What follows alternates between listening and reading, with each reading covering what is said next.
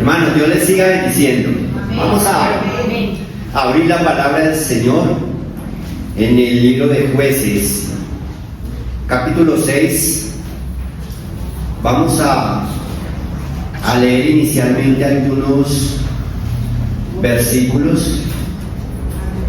Jueces capítulo 6, versículo 1 en adelante. Amén. Amén. Los hijos de Israel hicieron lo malo ante los ojos de Jehová, y Jehová los entregó en mano de Madián por 7 años, y la mano de Madián prevaleció contra Israel.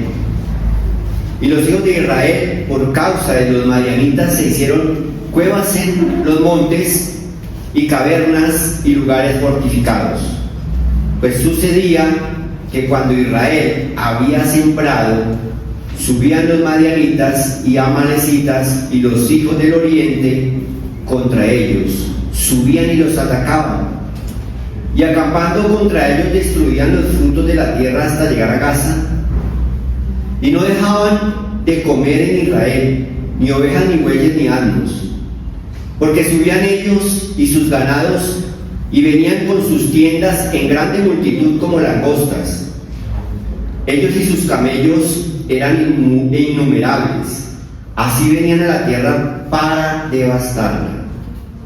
De este modo empobrecía Israel en gran manera por causa de Madián, y los hijos de Israel clamaron a Jehová. Vamos a leer por lo pronto hasta ahí. Señor, te damos gracias por tu palabra. Hoy te pedimos, Señor, que esa palabra llegue a nuestros corazones, Señor. Que ese Espíritu Santo esté hablando, Señor, en esta mañana. Que esta palabra, Dios mío, podamos verla, Señor, y sentirla en nuestras vidas, Señor amado. Que una vez terminemos, tú hayas dejado algo muy especial en nosotros, Señor amado. Te honramos y te adoramos y te damos gracias en el nombre de Jesús. Amén. Recordemos un poquito, como para ubicarnos en el contexto de lo que aquí estaba sucediendo para el pueblo de Israel. Dios les había dado la tierra prometida a su pueblo bajo el liderazgo de Josué. Habían conquistado y antes de partir, Josué reúne al pueblo y les hace caer en cuenta de lo grande y de lo maravilloso que ha sido Dios para con ellos. Les dice: Dios les ha dado una tierra que nada trabajaron, ciudades que no edificaron, y ustedes están comiendo de lo que no plantaron. Les dijo también, les hace una advertencia y dice: si dejáis a Jehová y sirviereis a dioses ajenos, Él se volverá y os hará mal, y os consumirá después que os ha hecho el bien. Eso lo encontramos en el libro de Josué, capítulo 24. ¿Sí? Entonces tengamos presente eso. Si dejáis a Jehová y servís a dioses ajenos, Él se volverá y os hará mal, y os consumirá después que os ha hecho bien. ¿Y qué respondió el pueblo? A Jehová nuestro Dios serviremos, y su voz obedeceremos. Eran las palabras de despedida de Josué para ese pueblo. Pero vamos ya al libro de los Jueces, en el capítulo 2, verso 10, dice: muere Josué, y toda aquella generación también fue reunida a sus padres, y se levantó después de ellos otra generación que no conocían a Jehová ni la obra que él había hecho por Israel. ¿Sí? Aquí hay dos elementos que son definitivos, que son determinantes para lo que estaba pasando en ese momento. ¿Y qué era? Que se había levantado una generación que no conocían a Jehová ni la obra que él había hecho por Israel. Cuando no conocemos a Dios, cuando no conocemos su obra, hacemos lo que queremos. ¿Sí? Esos son como lo que nos va diciendo a nosotros cuál es nuestra vida, cómo estamos llevando nuestra vida. Cuando le conocemos y conocemos sus obras, hay un temor, no de miedo, sino un temor de ir en contra de la voluntad de Dios, de ofenderlo, de no agradarlo. ¿Sí? Pero el mismo libro de Jueces, en su último capítulo, nos dice: en estos días no había rey en Israel, cada uno hacía lo que bien le parecía. Es cuando no conocemos a Dios, cuando no conocemos la obra de lo que Él ha hecho, pues cada uno hacemos lo que bien nos parece y consideramos que lo que estamos haciendo lo estamos haciendo bien, porque no hay un marco de referencia frente a nuestro actuar. ¿Sí?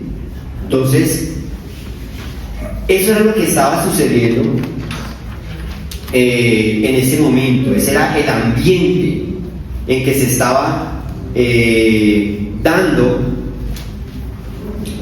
ese que nos narra el libro de los Jueces. Pero en el capítulo 2 del mismo libro nos dice más o menos qué era lo que estaban haciendo ellos, qué sucedía y qué era lo que Dios hacía.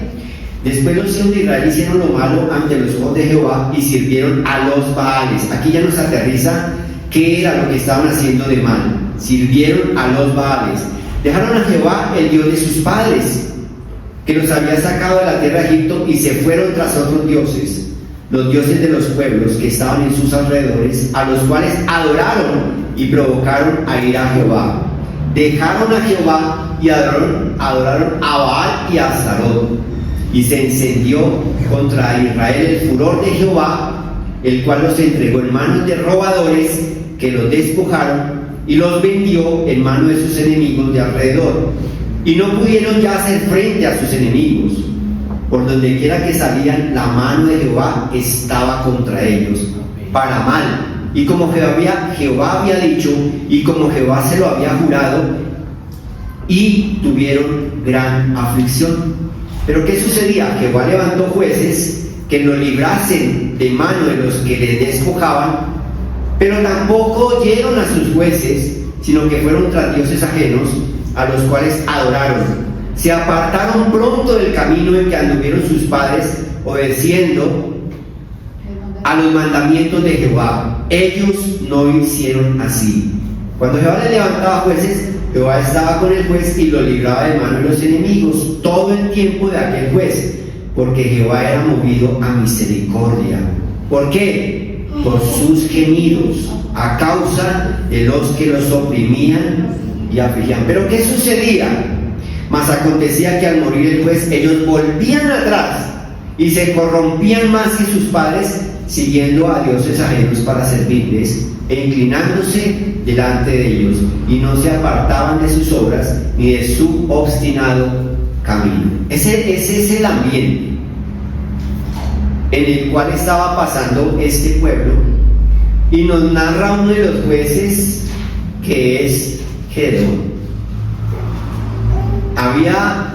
Hacía lo malo, ya sabíamos que era hacer lo malo, y es que servían a Baal, ¿cierto?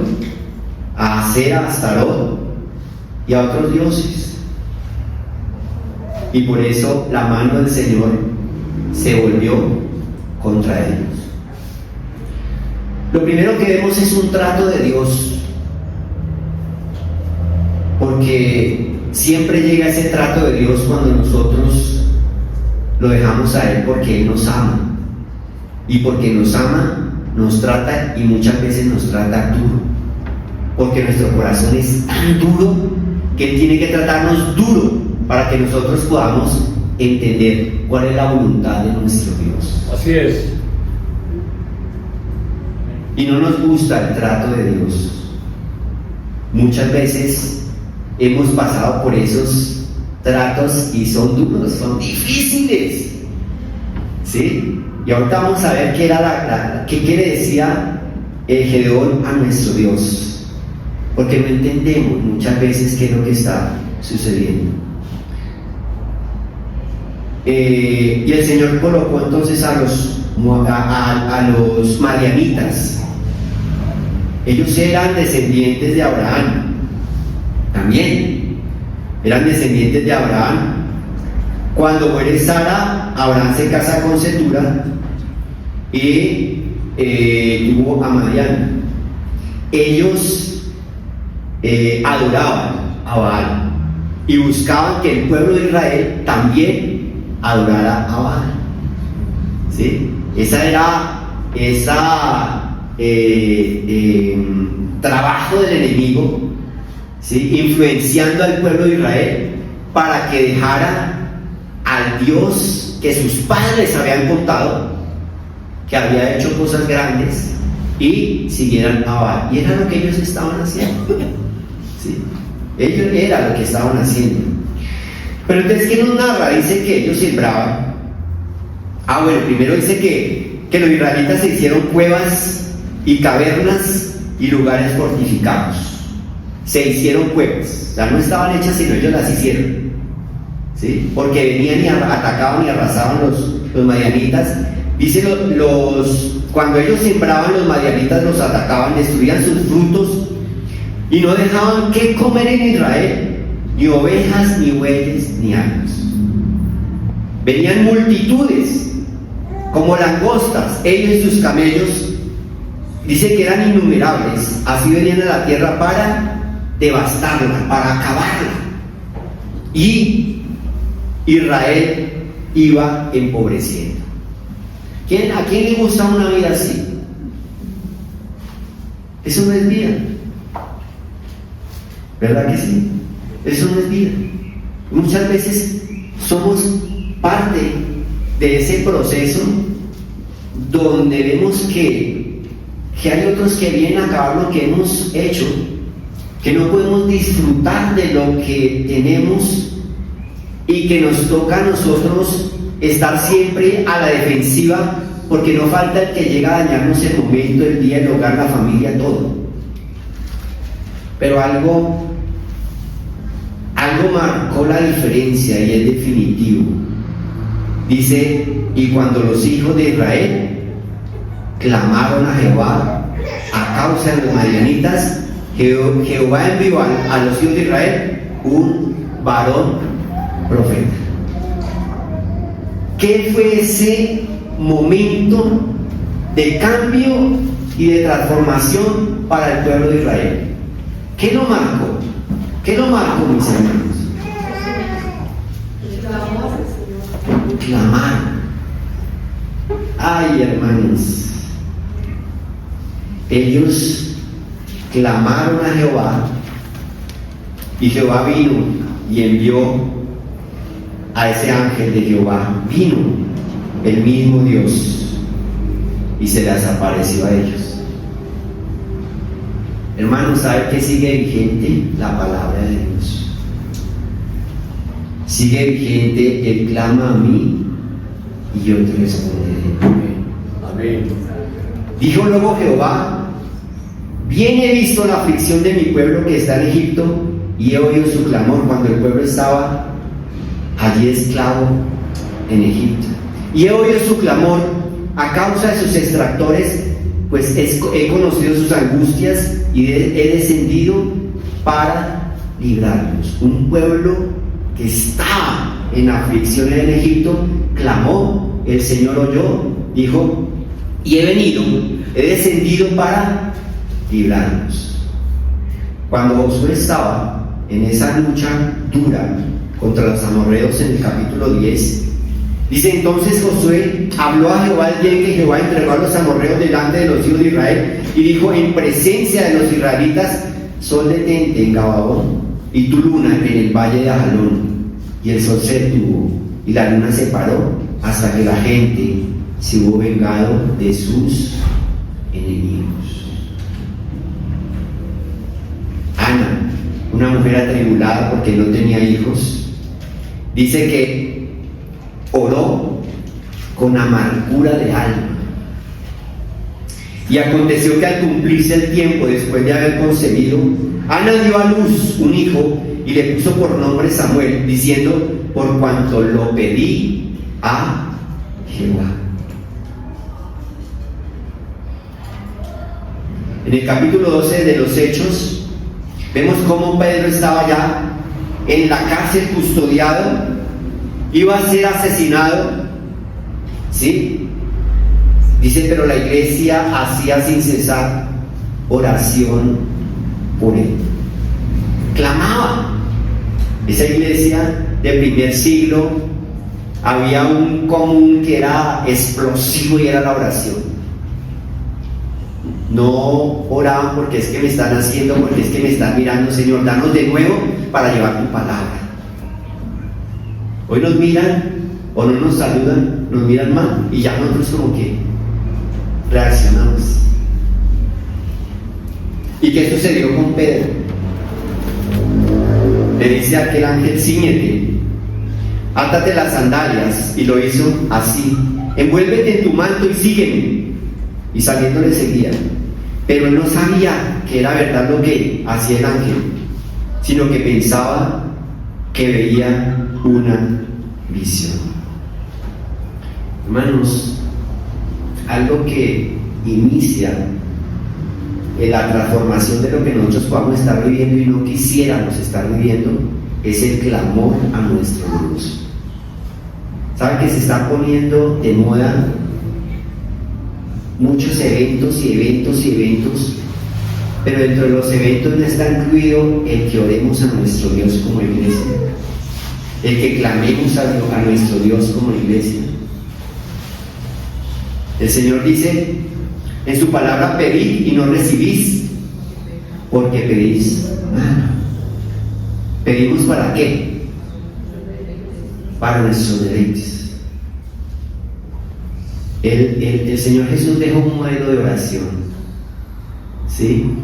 Pero muchas veces nos dicen: ojo con lo que estás orando y la forma como estás orando. Yo pienso que nosotros oramos porque tenemos necesidad y oramos a nuestro Dios y Él escucha nuestra oración.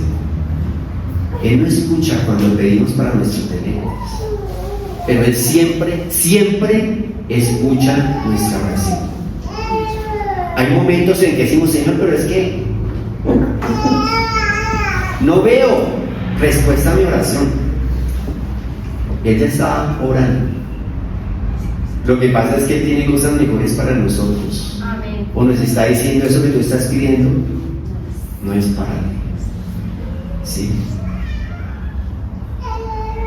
El Espíritu Santo intercede por nosotros. De igual manera, el Espíritu nos ayuda en nuestra debilidad. Pues, ¿qué hemos de pedir como no conviene? No lo sabemos. En Romanos 8:26. Pero el Espíritu mismo intercede por nosotros con gemidos indecibles. ¿Quiénes somos nosotros para presentarnos ante nuestro Dios? Seguramente no tenemos los pergaminos, cómo hablarle, cómo clamarle, pero el Espíritu Santo de Dios, ¿cierto?, es el que nos ayuda, es el que intercede por nosotros. No dejemos de clamar. Si llevas orando mucho tiempo y no ves, sigue orando, sigue clamando, sigue gimiendo. El pueblo de Israel, allí bajo este juez Gedeón, clamó a Dios, y a causa de ese clamor vino el ángel de Jehová, el mismo Dios, a donde estaban ellos. La pregunta es en este momento: ¿sigo en aflicción o le creo a Dios? Creo en sus promesas, creo en su palabra. ¿Sí? El versículo 12 dice, del capítulo 6, dice: y el ángel de Jehová se le apareció y le dijo: Jehová está contigo, varón esforzado y valiente. Varón esforzado y valiente, le dijo. Señor mío, si Jehová está con nosotros, ¿por qué nos ha sobrevenido todo esto? ¿Y dónde están todas sus maravillas que nuestros padres nos han contado, diciendo: no nos sacó Jehová de Egipto, y ahora Jehová nos ha desamparado y nos ha entregado en manos de los madianitas? Habían hecho lo malo, pero dice: pero ¿dónde está ese Dios? Muchas veces estamos en medio de eso, no andamos conforme a la voluntad de Dios, pero ¿dónde está ese Dios grande? No lo veo, es esquivo. ¿Dónde está? Y sabe que Dios no le contestó. Le dice, y mirándole, y le dijo: ve con esta tu fuerza y salvarás a Israel de mano de los madianitas.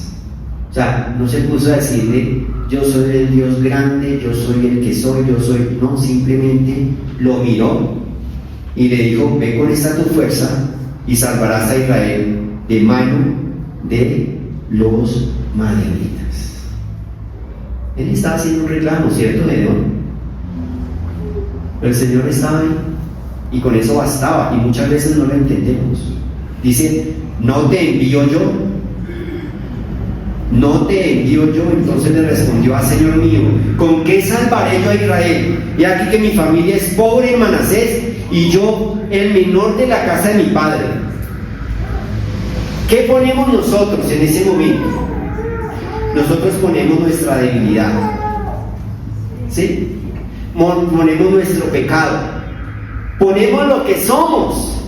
Es que no tengo cómo, ¿sí? ¿Y qué pone el Señor?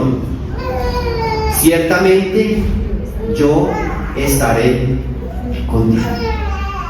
Hermanos, el argumento más grande que hay frente a cada situación y frente a nuestra debilidad, frente a nuestro pecado, frente a nuestra maldad, frente a nuestra inconsciencia de saber que estamos obrando mal, pero aún así le estamos reclamando a nuestro Dios, el argumento más grande es que Dios está con nosotros. Dios está con nosotros. ¿Con qué salvaré yo a Israel? Si mi familia es pobre en Manasés y yo el menor en la casa de mi padre, ¿con qué salvaré yo?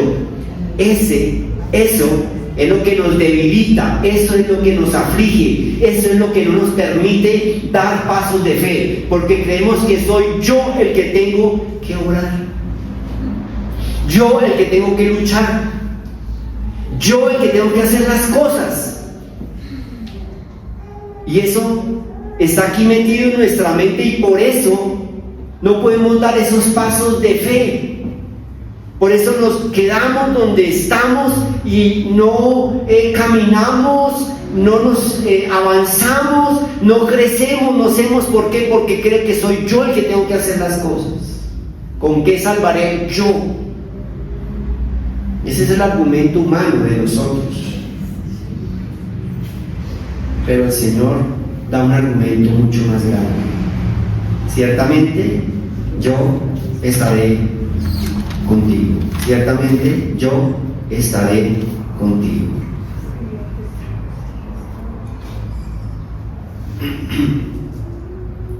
Frente a esto vamos avanzando.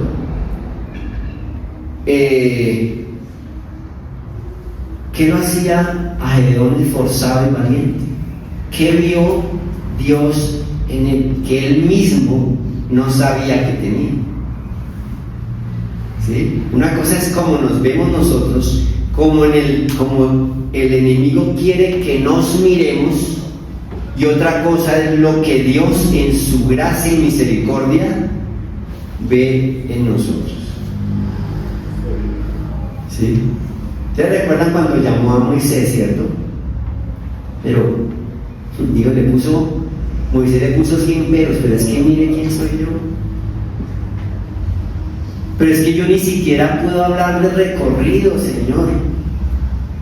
Pero es que si van y me dicen que quién me está mandando, ¿yo qué voy a decir? Y una respuesta clara: yo soy el que soy. Eso grabémoslo en nuestro corazón, porque el enemigo a diario quiere hacernos sentir poca cosa.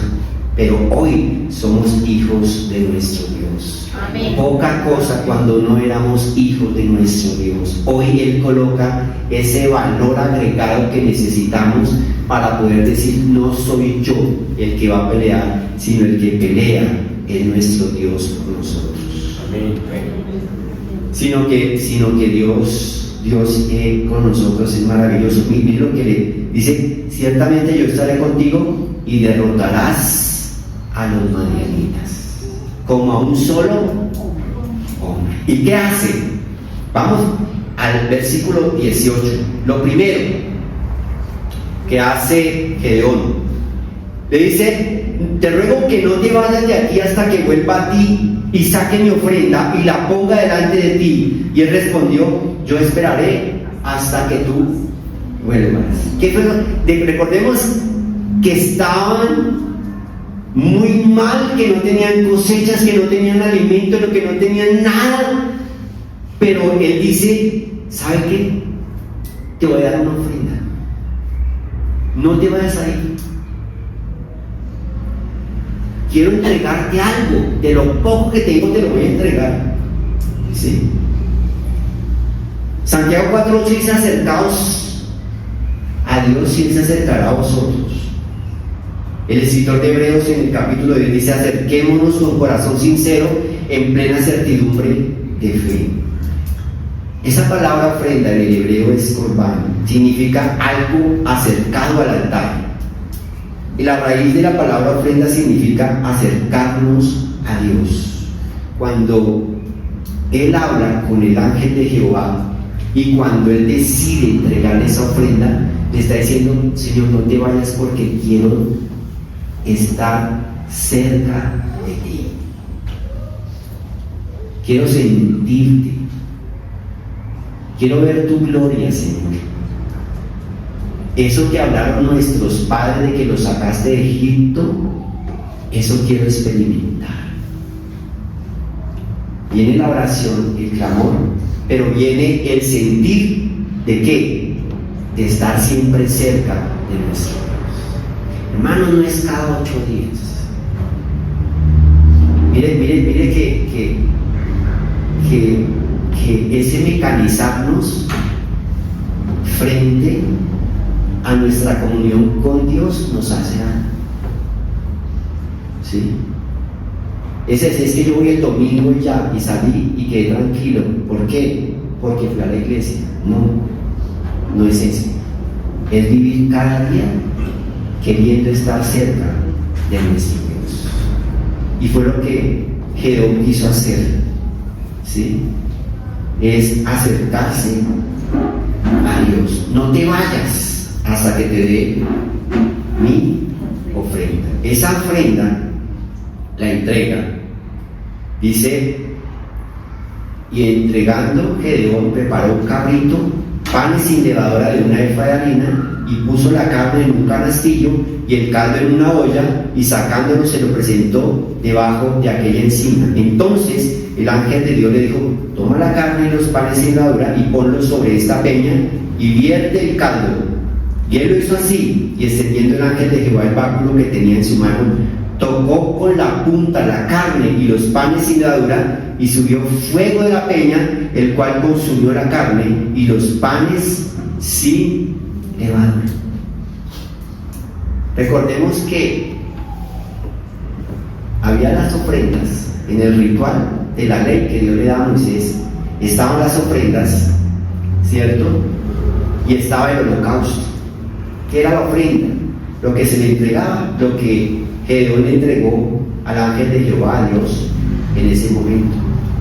Pero tenía una particularidad la ofrenda que diferenciaba el holocausto, y es que la ofrenda, una parte se ofrecía a Dios y otra parte era para el sacerdote y para la familia sacerdotal, ¿sí?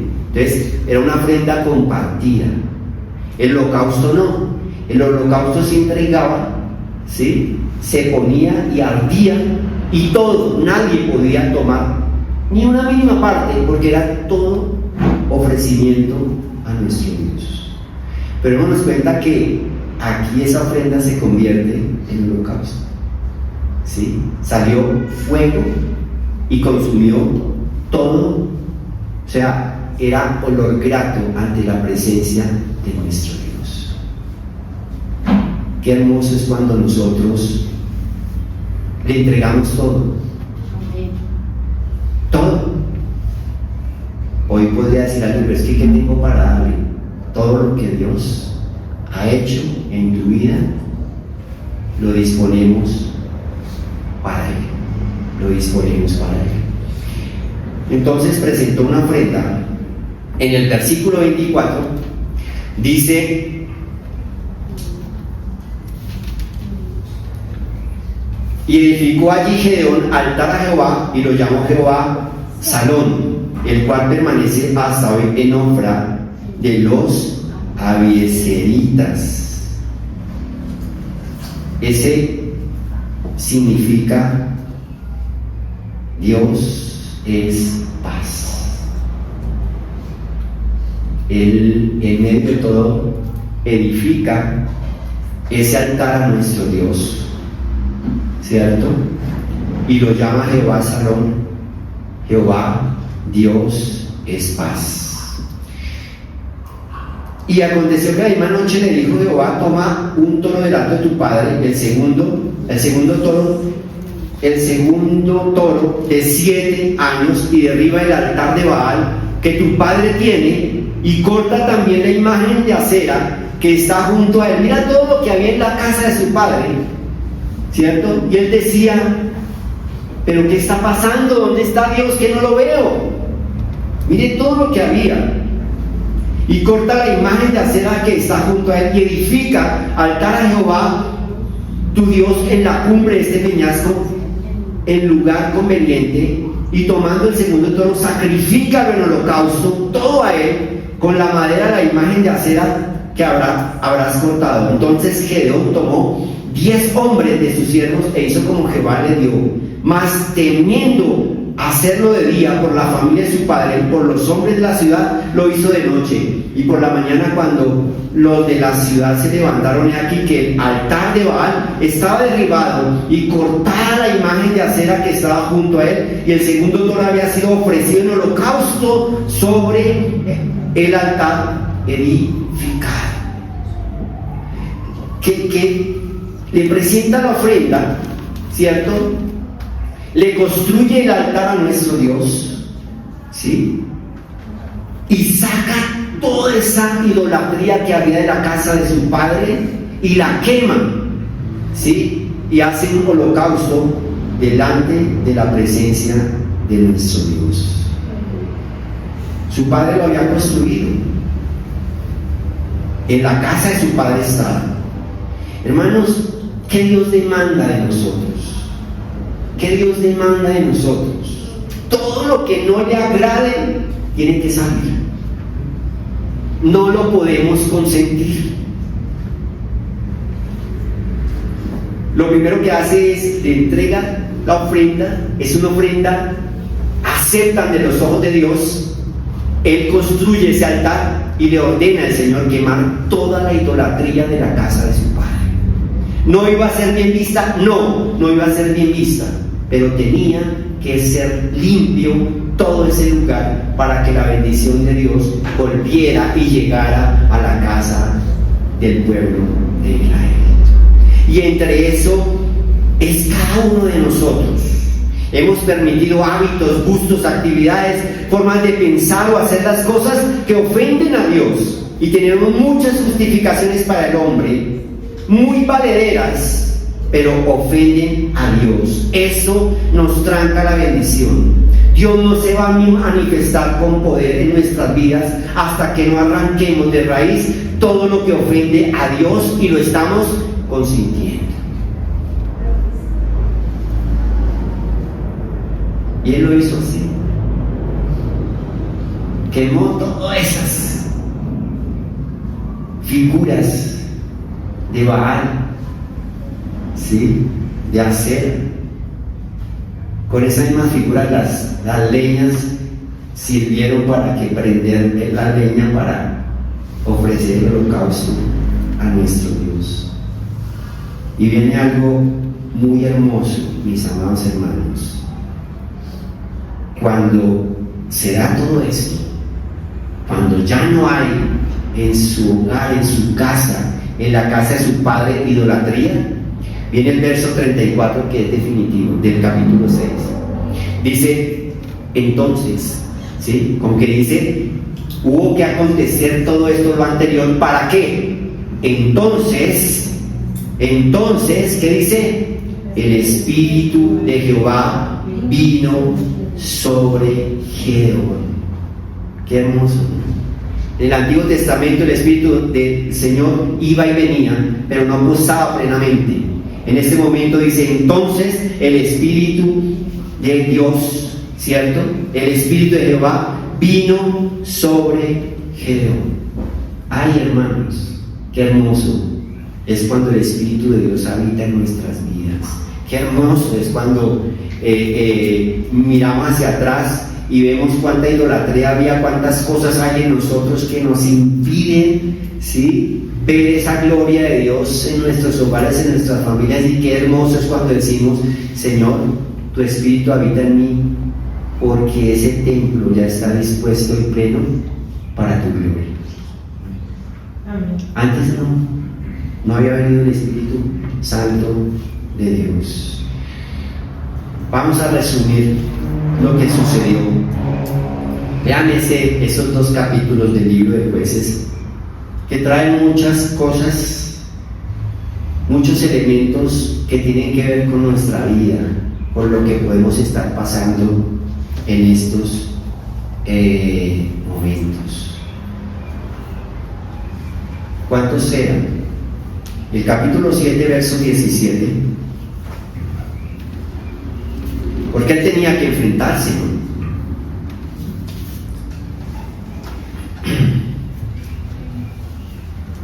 Capítulo 7, del 1 al 7, perdón. Levantándose pues de mañana Jeroboam, el cual es Gedeón, y todo el pueblo que estaba con él, acamparon junto a la fuente de Ador, y tenía el campamento de los madianitas al norte, más allá del collado de More, en el valle. Y Jehová dijo a Gedeón, el pueblo que está contigo es mucho, para que yo entregue a los madianitas en sus manos. El pueblo que está contigo es mucho. No sea que se alabe Israel contra mí, siendo mi mano me ha salvado. Ahora pues, haz pregonar en oídos del pueblo diciendo, quien tema y se estremezca, madrugue y devuélvase. ¿Sí? Dice, y se volvieron de los del pueblo 22,000 y quedaron 10,000. Vamos a la lucha, vamos a la guerra, vamos contra los madianitas. Ya esto no puede seguir siendo, nuestra vida va a cambiar. ¿Sí? Y eran 32,000. Y el Señor dice, son muchos. No sea que digan que fue la fuerza de ustedes los 32,000 que acabaron con los madianitas. Dice que se devolvieron del pueblo 22,000 y quedaron solamente 10,000. Pero el Señor le dice, Jehová dijo a Gedeón, aún es muy poco el pueblo. Es mucho el pueblo, perdón. Llévalos a las aguas y allí te los probaré. Y del que yo te diga, vaya, esté contigo, irá contigo. Mas de cualquiera que yo te diga, este no vaya contigo, el tal no irá. Entonces llevó el pueblo a las aguas, y Jehová dijo a Gedeón: cualquiera que lamiere las aguas con su lengua, como lame el perro, a aquel pondrás aparte, asimismo a cualquiera que se doblare sobre sus rodillas para beber. Y fue el número de los que lamieron llevador del agua con la mano en su boca, 300 hombres. Y todo el resto del pueblo se dobló sobre sus rodillas para beber las aguas. Entonces Jehová dijo a Gedeón: con estos 300 hombres que lamieron el agua, os salvaré y entregaré a los madianitas en tus manos. Y váyase toda la demás gente, cada uno a su lugar. Eran 32,000. ¿Cuántos quedaron? 300 personas. ¿Sí? 300 personas. En el 8:10 nos dice cuántos eran los madianitas. Dice: y Seba, Salmuna estaban en Carcot, y con ellos su ejército, como de 15,000 hombres. Todos los que habían quedado de todo el ejército de los hijos del oriente, pues habían caído 120,000 hombres. Entonces, ¿cuántos eran en total? 135,000. ¿Sí? Quedaron 10,000. ¿Sí? Habían caído 120,000. Total eran 135,000 contra 300. ¿Sí? Contra 300. Se dio la guerra, se dio la confrontación, ¿sí? Todo lo que Dios les había dicho a Gedeón. Y esos 300 fueron en contra de esos 135,000, solo quedaron 10. Ese momento especial, el 8:19, y él dijo: mis hermanos eran hijos de mi madre, vive Jehová, que si les hubierais conservado la vida, yo no os mataría. Y dijo a Jefté su primogénito: levántate y mátalos. Pero el joven no desenvainó su espada porque tenía temor, pues era un muchacho. Entonces dijeron Seba y Salmuna: levántate tú y mátalos, porque como es el varón, tal es su valentía. Y Gedeón se levantó y mató a Seba y a Salmuna, y tomó los adornos de lunetas de sus camellos, traían al cuello. Y los israelitas dijeron a Gedeón: sé nuestro Señor, tú y tu hijo y tu nieto, pues que nos has librado de manos de los madianitas. ¿Qué sucedió? Que ellos entre ellos levantaron espada, se hirieron entre ellos mismos, y que un remanente de 10,000, que es el que nos narra estos últimos versículos del capítulo 8. La guerra no tuvieron que esos 300 enfrentar a los 135,000, porque el ángel de Jehová estaba con ellos. Amén. Porque Dios estaba con ellos. Gloria de Dios. No somos nosotros. Amén. No es mi humanidad, no es mi fuerza, es mi comunión con Dios, Amén. es mi relación con Dios, es querer estar cerca de Él, es querer hablar con Él, es querer honrarle, es querer agradarle, es querer vivir en su presencia, es querer decirle: Señor, límpiame, límpiame, Señor. Gedeón le decía: ¿qué ha pasado con ese Dios que nuestros padres nos dijeron que hacía maravillas, que los sacó de Egipto? ¿Dónde está? Pues no podía estar ahí, porque había idolatría en el pueblo de Israel. ¿Qué hay en nuestra vida que consentimos, que sabemos que no le agrada a Dios? Mientras sigamos consintiendo eso, ¿sí?, vamos a seguir como estaba ese pueblo de Israel, buscando cuevas para escondernos del enemigo y no hacerle frente, como Dios le dijo, que con esta tu fuerza salvarías al pueblo de Israel. Hoy es tiempo no de buscar cuevas y escondernos del enemigo. Hoy es tiempo de hacer frente, pero con el poder que nos da nuestro Dios y su preciosa palabra. Entonces, tenía mucha atención, entonces el Espíritu de Jehová vino sobre Gedeón. Hermanos, que esta hora de la cruz, que ese Espíritu Santo que habita en nosotros, se mueva, nos fortalezca, nos permita afrontar nuestros miedos, sabiendo que no somos nosotros los que vamos a ganar esas batallas, sino es nuestro Dios directamente el que va a pelear por nosotros. Vamos a orar. Bendito Dios, Señor, te damos muchas gracias por tu preciosa palabra. Señor, porque hoy entregamos todo nuestro ser para que tú, Señor, ores en nuestras vidas. Límpianos, Señor, que nuestro espíritu hable, Señor, con tu espíritu, como dice la palabra. El espíritu mismo da testimonio a nosotros mismos de que somos hijos de Dios. Que todo eso que veamos, Señor, que consentimos, pero que es idolatría, que es abominación, Señor, lo que no te gusta, Padre, que podamos afrontar todas esas situaciones y poder permitir que tu palabra nos limpie, Señor, que podamos ver tu gloria cada día, Señor, y que podamos vivir una vida como tú quieres que la vivamos, en servicio y en santidad a ti, Señor. Gracias, Padre. Gracias, Dios, te damos en el nombre de Jesús. Amén. Hermano, de un aplauso al Señor.